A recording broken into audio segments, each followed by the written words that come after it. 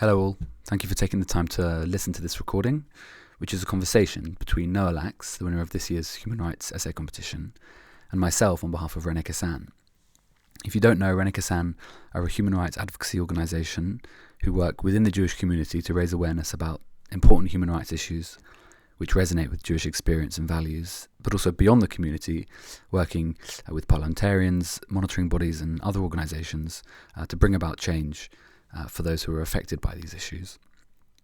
We run an essay competition every year because we want to provide an opportunity to think, to engage, to read and to write about an important human rights issue. This year, in keeping with our theme for Human Rights Shabbat, the question was about genocide. Specifically, why does genocide still happen and what can we do to prevent it?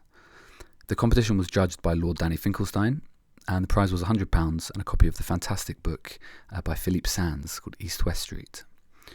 I will say that, conveniently in the Zoom age, the audio quality of the conversation between me and Noah isn't fantastic, but we hope that you can turn it up and enjoy what developed into a really interesting and thought-provoking conversation. I really encourage you to check out our website, www.renecassin.org. There are lots of opportunities to get involved with this type of work, and we very much hope to see you involved, hopefully in person when things return to normal.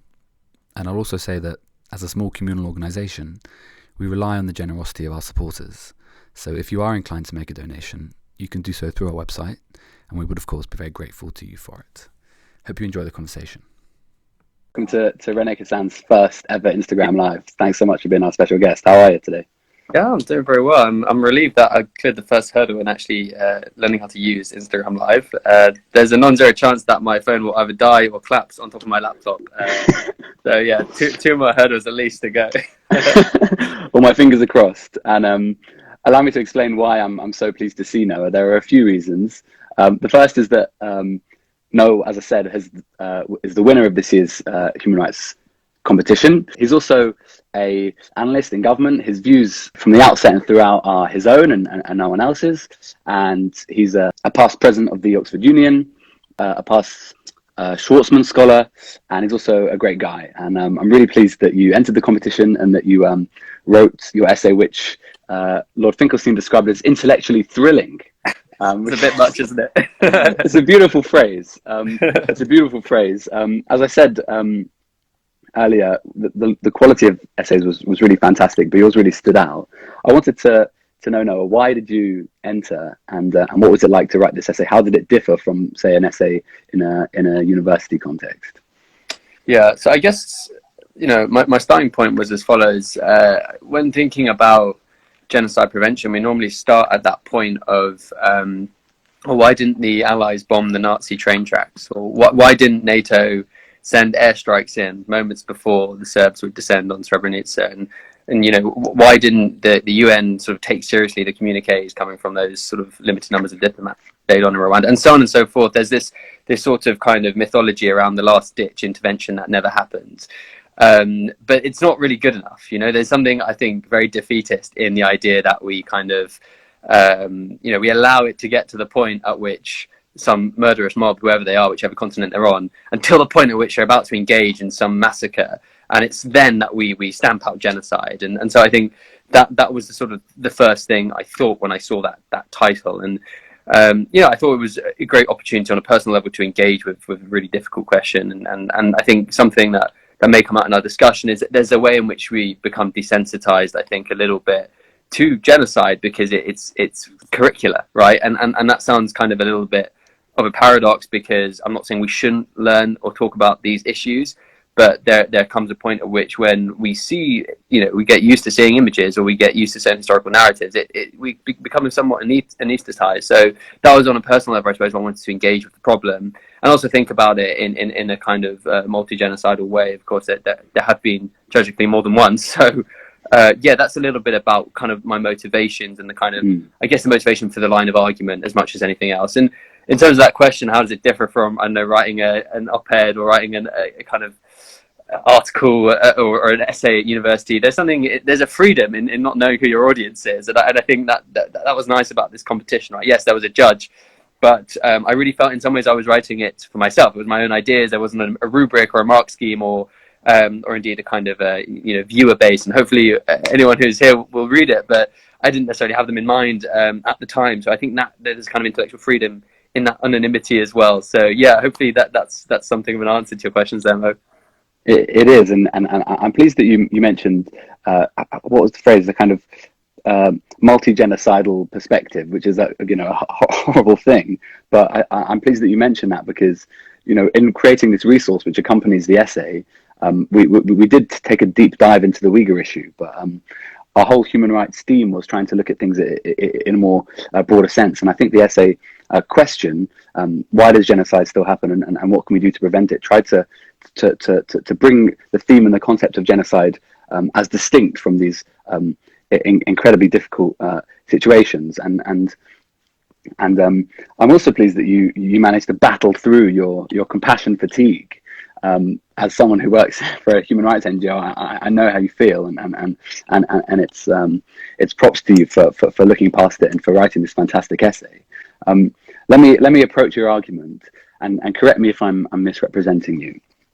As in some sense you've already said, at the last minute is too late. Even the other day was Genocide Prevention Day, and it might have passed you by, because the whole concept of the Genocide Convention, which Genocide Prevention Day marks, the Genocide Convention is backwards looking, and so it's not particularly celebrated. Once you've identified genocide, it's far too late. And I think one of the reasons that your essay won was because you argued that it's about identifying the conditions which allow genocide to happen. My question is, what are those conditions? We're tasked with stamping out the seeds of genocide, but what are the main conditions? Sure, yeah. So I think you kind of speak to a really important point here, is that we're not really talking about genocide prevention, because you're right, as soon as it's a genocide, it's already happened. And so we're kind of talking about these sort of pre-genocidal conditions, which is obviously really challenging. But the things that I sort of speak to a little bit in the essay, and would be happy to expand on, is as follows. There are these sort of ideological conditions and what I would call the functional conditions. And in the ideological space, there's a kind of group formation which imagines in groups and out groups. This is something we're familiar with. That's the essence of partisan politics. It's the essence of extremism. But what's different about genocidal group formation? Well, it's existential. It's survivalist. It's my group simply cannot survive with your group frustrating our every effort to do so. And that's sort of the first building block, I think, of the ideological component there. There's another one which is key too, which is what makes that sexy, what makes that compelling. It's the cultural mythology. And I think one of the really striking kind of transnational, transcultural, transhistorical phenomena with genocide is that there's always this story, there's always this kind of resuscitation of a kind of ancient kingdom, and the projection of a utopia going forward, and whether that kingdom is Cambodian, or whether it's a sort of Germanic folklore, and whether that future is communism, or whether that future is anything you can think of. It's something that always happens, and that's, I think, the kind of lubricant to the kind of existential group formation that we see. So that's what I would see as the kind of ideological set of conditions, and of course that's not necessarily exhaustive. That there is more to discuss there, and then there's the kind of functional realm, and I suppose these are the things we'd be more familiar with. The functional realm is sort of communication and its coercion primarily. Now, all these things, the ideology, the communication, the coercion, they go hand in hand. And I think one of the sort of scary sort of structural weaknesses we have in the world today, and have had, for decades really, is the existence of, let's say, one of these pillars, but not necessarily converging with the others. So just a word briefly on what I mean by communicational and sort of coercive sort of foundations. Communications is simply put the kind of monopolization of ideas and the kind of funneling of a singular principle en masse. Now, that is not always as simple as sort of state media. That's one of the things I really wanted to bring home in the piece as well. This is not just about the kind of the ministry of propaganda telling you to hate your neighbor. It's a really dialectic process. It's certainly in our world today, it's what people are sharing on their WhatsApps. It's what people are engaging with on Chan, on various different chans. It's what you're getting in your local press. It's what you're getting from the state media as well in various different countries. And so you have to be attuned to the kind of plurality of the kind of media ecosystem and the information ecosystem, and how that can work for us and work against us. And I think what we see in the precedents we have, in the genocides we have, is a kind of convergence of these diverse pillars of that kind of communications ecosystem into a singular message. And even actually with the Nazi Holocaust, right, there's a big state and there's a kind of state-backed propaganda effort, but there's also, you know, popular cultural figures playing their part. There's this sort of, you know, the filmmakers and the actors and the singers who play a role too in actually making what would otherwise be maybe a dry political narrative something that has traction among the masses, if you will. And, you know, it's not a great phrase, but, you know, you see where I'm going with that. And then there's the coercion, and this is the point that's most obvious, because normally when we get to that point, it's too late. I guess what I want to say in the essay, contrary to what I've said at the start of this talk about, you know, always kind of humming and hawing that we kind of missed that final moment, is that no, there is a final moment, but it's not necessarily always the one we're thinking of. It's, for me, that moment where the aggressor, the belligerent, you know, the proponents of genocide, push that button that they've not pushed before. That they do that final test, and then we ignore it, and then the rest is history, and then we have to have these kind of conversations. So yeah, to bring it back, you asked me what those conditions are. They're ideological, they are communicative, they are they're coercive, and when they converge, it's a really, really serious problem. Yeah, I appreciate you making reference to those moments, which we will get onto in a sec. And I'm grateful to you for setting out the theory. Allow me to try and ask a question which tries to bring a specific case and trying to merge both of those ideological and functional pillars, as it were. One of the functional elements you made reference to were the vectors for violent incitement, which go beyond state propaganda. And one of the solutions that you suggested was making tech companies accountable to independent bodies, and I see that very much as a kind of functional element.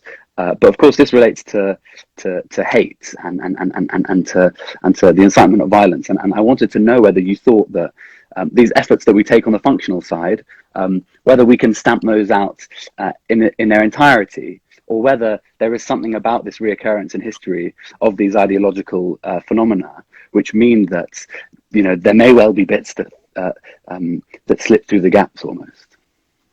Yeah, I think that's, again, it's a deep question, because I suppose what you're saying is there's something also defeatist about saying, you know, let's just mitigate it. Why not be in a place where we don't even have a problem to mitigate? So yeah, totally. I'd much rather be I'd much rather be able to argue, here's what we can do to quell hatred, rather than be in a position saying, oh, well, here's how we're going to sort of turn the tap off further downstream. I would still stand by the kind of need to do both. Because I do think, like, maybe there's a kind of sinister inevitability that there will be, you know, various different hateful actors. But yeah, you're right. There's more that can be done to, I think, quell that hatred at source. And a couple of things I've been thinking about, right? Because we're very familiar with like kind of pro-integration arguments or education arguments, or, oh, here, you know, read a textbook, or, like, you know, have a pen pal from this other culture, or, oh, you know, this will definitely sort you out, right? You'll be less of a racist if you read this book, or make this friendship, or play football in a team that's mixed Israeli and Palestinian. Like, you know, fine, great, like, do that. But I think there's sort of two assumptions in all of these kind of programs, which is that firstly, people are able to see themselves in a kind of hateful context, and secondly, that we need somehow to understand the essence of somebody's kind of cultural identity to not hate them. And my view is basically that it's really understanding the banality of other people that makes us not hate them. And let me explain. I think we construct other people through stories, because that makes sense to us as humans, and those stories can be very, very flattering, and those stories can be very, very hateful. But you know, the more we can understand other people as, you know, basically they eat and they do all this stuff that we do, and they, you know, have a kind of very, very banal existence, and the more we can kind of, I think, just see them on a level that we see ourselves, which doesn't involve some kind of like cultural affectation or fetishization or anything like that, the better. So that's number one. Okay, you can ask me how we get there, but let's just park that. That was my next question, actually. Yeah, but just the second point I want to say, in addition to kind of understanding the banality of other people in order to not hate them, is seeing yourself in the context. And one thing that always amazes me is how very, very racist people don't understand that they can be a racist, and they can also be comfortable saying that other people are racist as well. You know, that nobody, obviously no one wants to be a racist because it's not particularly appealing nowadays as an identity. But I do genuinely believe people have a fundamental problem with self-awareness on these kind of issues. They can easily see problems around them, but they can't see that they are part of that problem. It can't possibly be me. Let's take anti-Semitism. I can't possibly be an anti-Semite because anti-Semites, are skinheads and they wear leather boots and they've got swastikas and they've got tattoos of Nazi insignia. No, that's not me. And rinse repeat for very, let's take anti-black racism in the US, right?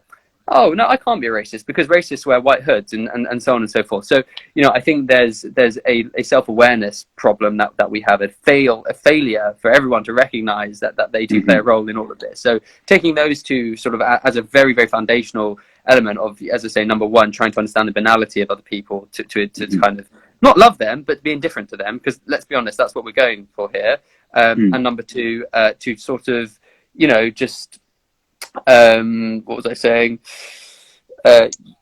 Basically I'm rambling, but you get the point. I'll let you ask your second question now. I do, and you've actually made me change my approach, because I was going to ask you, where do I need to stand and which mosque should I go to try and build up the relations with our neighbours from different communities to ensure that the bonds are there to prevent any of these conditions which allow genocide to happen. But now I take your point about some psychological process taking place. And before I ask a question, which is fantastic, which my colleague Jesse has popped in the chat, I want to ask this, which is the psychological process to which you make reference, the development we all need to have, both in how we understand the self and how we understand the other.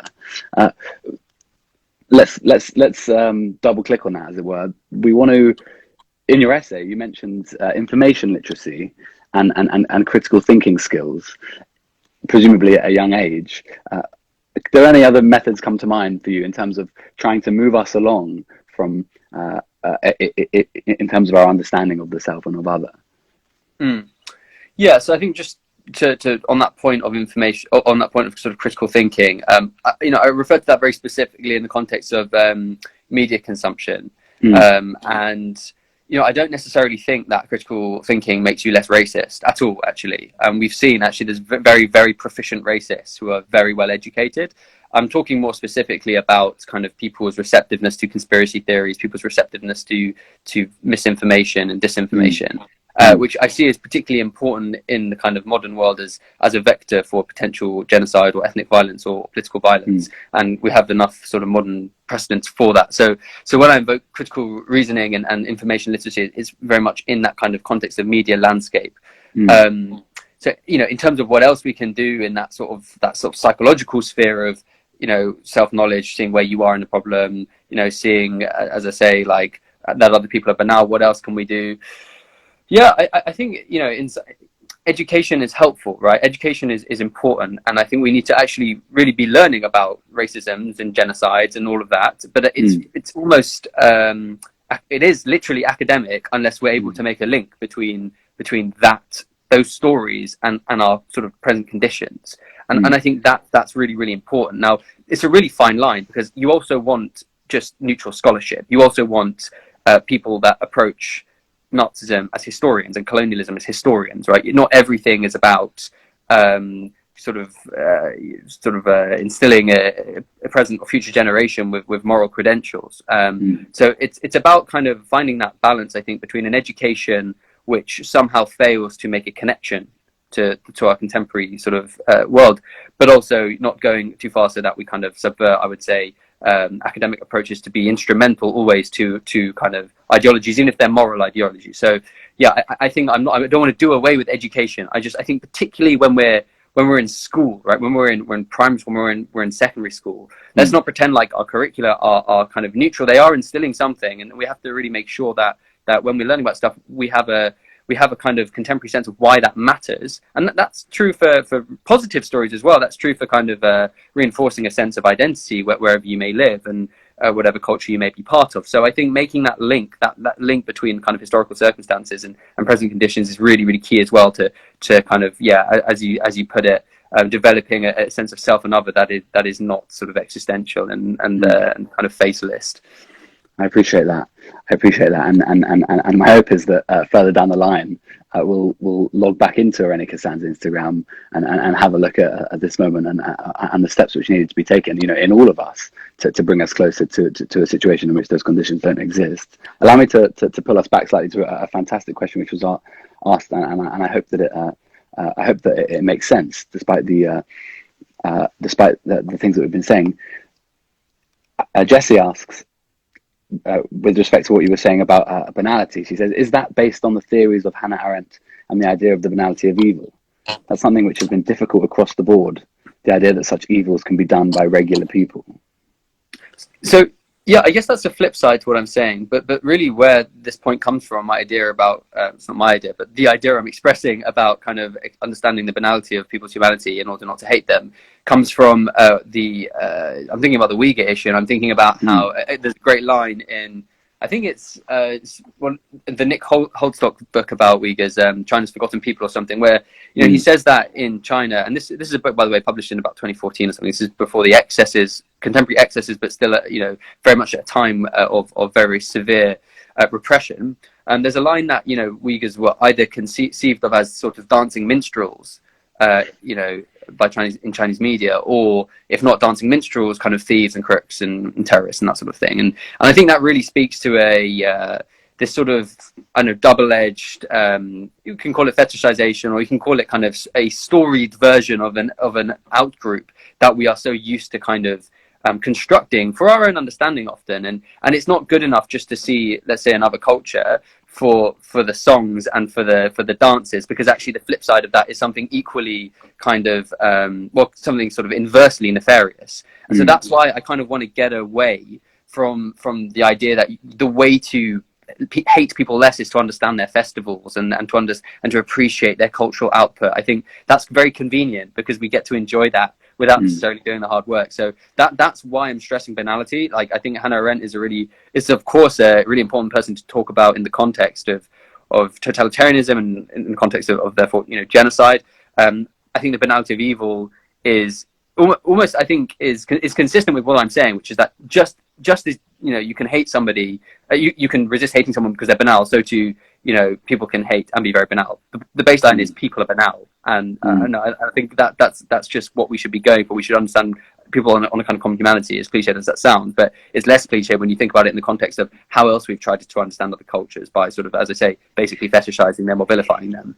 Yeah, I appreciate that you have in a way put your finger on one of the challenges about communicating and educating as a non-Uyghur about the Uyghur issue, because we don't want to make it all about genocide, but we also realize that the Jewish community and the Uyghur community's relationship, unless you look at Bukharan Jewish history, is one which is quite new, and so as a community organizer, it is a challenge, and every time we present and every time we share something, we realize that someone is going to take something different from it, and to some degree that fetishization is beyond our control.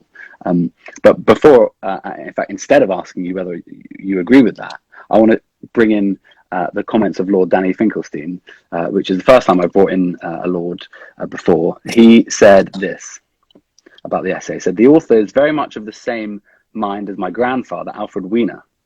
Dr. Wiener was one of the leaders of German Jewry in the 1920s and 30s, and later the archivist of the anti-Nazi effort. His view was that central to combating fascism was understanding it." I wanted to bring us onto this issue by asking you, do you think that we're doing enough? Do you think that we're doing Dr. Wiener proud and taking the uncomfortable steps to understand fascism and racism for the purposes of combating it? Or do you feel like we may have allowed ourselves to be too quick to outrage and disgust and disengagement? It's a big question. I mean, look, I think I'm not the first person to talk about the fact that I think fascism is often a term that's used with a kind of an undiscriminating kind of readiness. Not everything that is bad is fascist. Things can be bad and not be fascist and be bad for their own reasons. So I do think there is a way in which we have lost understanding. But I also think there's a need to not necessarily understand our contemporary challenges in the context of historical phenomenon. And I know we've talked about education and linking it to the present, but I do question the kind of utility of trying to see the extent of our contemporary crisis by seeing where it falls on the kind of fascist spectrum. I think, our political polarities are very much changed in a kind of banal sense, whether we're talking kind of left, right, or indeed when we're talking on the kind of extremes. Like the extremes have changed just as the kind of center or mainstream has changed as well. So I think the question is shouldn't necessarily be like, do we understand fascism, and if we don't, like, are we veering off a fascist cliff? And what I would say instead is that no, we could be hurtling towards a cliff, but it could be something. It doesn't have to be fascism, because a lot of fascists have got pretty good at not being fascist. They've restyled themselves because it's not as trendy anymore. The sort of easily forgotten thing about fascism was that it was extremely exciting. It was sort of this zeitgeisty futurism is one of the kind of intellectual movements linked to fascism, and that says it all really. So I think of course it's going to be something new that presents the challenges in the contemporary setting. In terms of racism, I think when I was writing about genocide, I was thinking less about racism and thinking more about the kind of the bigger ideological frameworks and the bigger kind of communication mechanisms, and as we've discussed, the kind of coercive practices that so often go unchecked. And so I think racism is sort of it's granular within that, and perhaps not best place to talk about it for that reason. And I also think it's really possible to be involved in genocide and not be a racist, and I think that's a really key point too, because so much of genocide is about complicity or inaction, or kind of, as I discussed before, this ability to extricate yourself from a process that is ongoing, that you are a part of, but you don't see yourself as a part of it because of this kind of rationalization effect that we do, by the way, even, if we accidentally steal something, we tell ourselves, oh, it won't matter, So too, I think this is something that happens in kind of political atrocity. So, I think in some ways, fascism is not necessarily relevant, as controversial as that sounds, and racism is also not the place to focus in this conversation about genocide. It is a thing to focus on for all kinds of important reasons, but it's an auxiliary to genocide rather than its engine, I think. I understand. I appreciate that, and we'll think about it carefully. And one of the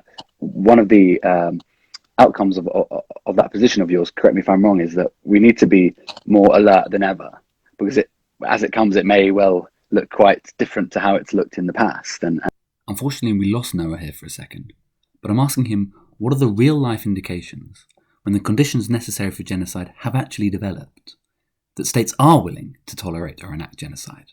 In his essay, he wrote that states reveal their cards and test the boundaries, and that when we're blind to the hands, we invite violence. I'm asking, what are those hands? What do they look like?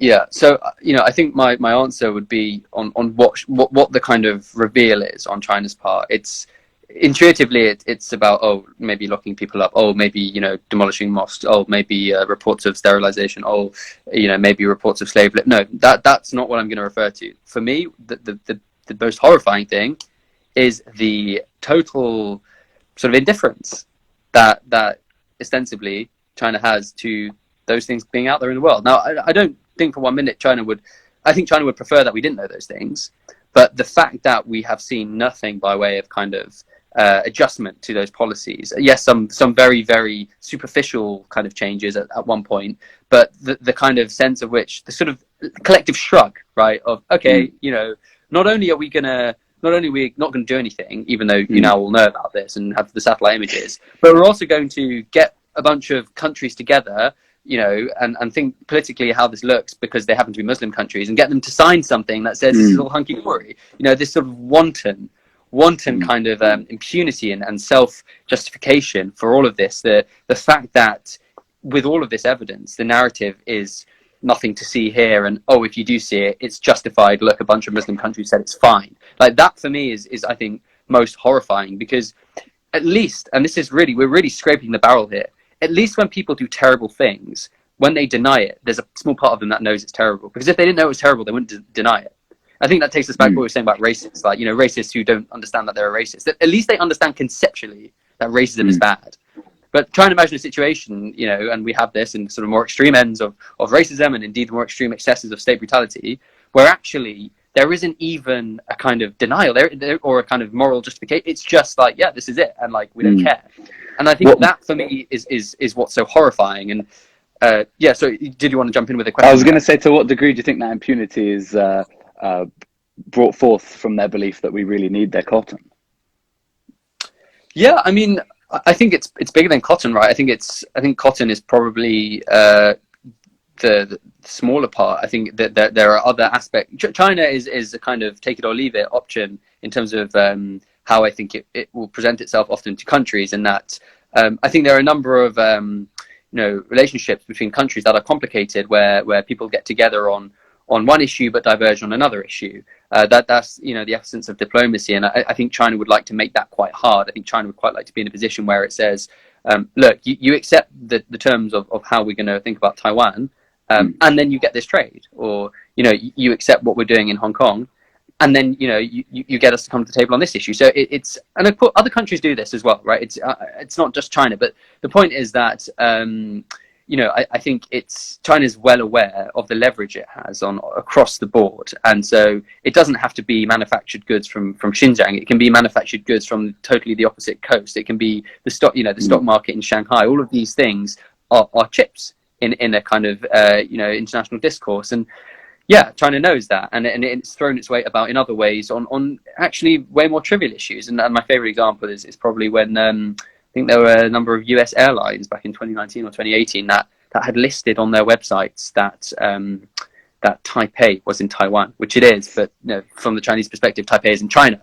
Right. Taiwan is China. So then the Chinese government sort of threatened sanctions on these US airlines. And by the way, we're not talking about like the US equivalent of like Thomas Cook. Like we're talking about like Delta and like American, like the main US airlines were basically threatened with sanctions from the Chinese government for what they listed on their website. So cotton, I think, is also it's a sideshow. There's a bigger picture of how we engage with China, and actually my ideal, I think, would be to be able to engage with China where we we engage on X issues and we diverge on Y issues. But I think what we're seeing is a kind of divergence where we have one camp that kind of now believes the only option is like this total decoupling, or another camp which is sort of like, well, you know what, like America invaded Iraq and that wasn't great, and China's got lots of money, so crack on, So I think these are neither of which are particularly viable. But look, I'm aware this is becoming a bit of a geopolitical discussion, and not so. I enjoy it, and it's for that reason that I've lost track of time, because I'm grateful for your fountain of knowledge, and I'm learning. But I do need to bring us back, and although we should have finished 5 minutes ago, I want to ask you one more question, which is that one of the elements of cruelty of this essay competition was that you were limited to 1,500 words, and I'm sure you had to cut it down. And I wanted to know, we've spoken about many things over the course of the past half an hour, but what would you have included? What topics, which elements would you have liked to include if it wasn't limited to such a short essay?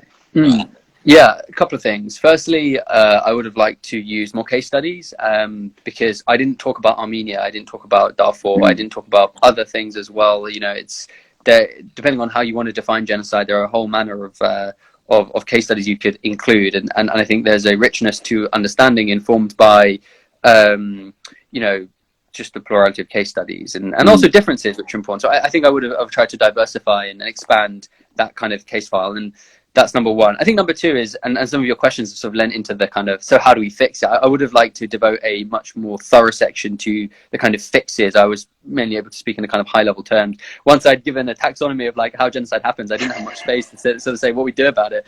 So I think, yeah, and like part B would have maybe been a bit of a reflection on other sort of tragic instances. The Yazidi one was one that I toyed with kind of trying to include, because it's so so very little is known about it, and it's so recent. Indeed, as well, what's happened to LGBT people in Chechnya, this sort of thing, right? I would like to include those things. And second to that, I would have liked to maybe add a bit more substance around what we do about it. But that's maybe for next year's competition. I agree, and I'm grateful that you would point towards the way in which my questions have tried to be hopeful in the context of a very difficult topic. But we've decided to take it on anyway.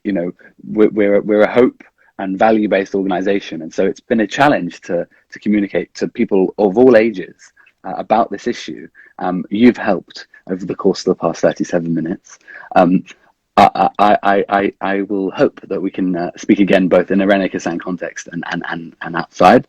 Let me just point anyone who's still listening to us how they can get further involved. I've suggested that there are ways which you can contribute to the prevention of genocide. I stand by that. One of them is to put pressure on your local MP with respect to the Uyghur issue right now. Movements are happening in Parliament, which you can read about on our website. Now is the time to write and to throw your hat into the ring. The other is that, as I've mentioned many times, we've spent time creating this resource, which is supposed to educate, but also incite thought and discussion on the topic of genocide, which is also available on our website. Although we have just gone into tier 3, and so I would advise this only when appropriate. There are protests in London and elsewhere on the Uyghur issue, and although we stop short of advising this in our discussion, building those barriers and making those connections with people who we're not familiar with is may not solve the issue, but it's certainly a step in the right direction. Thank you so much for joining us. Noah, you're a fabulous interlocutor. I'm grateful for your Monday evening. I'm looking forward to chatting to you again in due course. And thanks to everyone who's joined us. As the René Cassin slogan goes, stay helpful, and stay human. And yeah, make sure to share this video. Very much hope to see you on IG Live again soon. Thanks. Thanks so much, Moses, and thanks everyone else. Bye.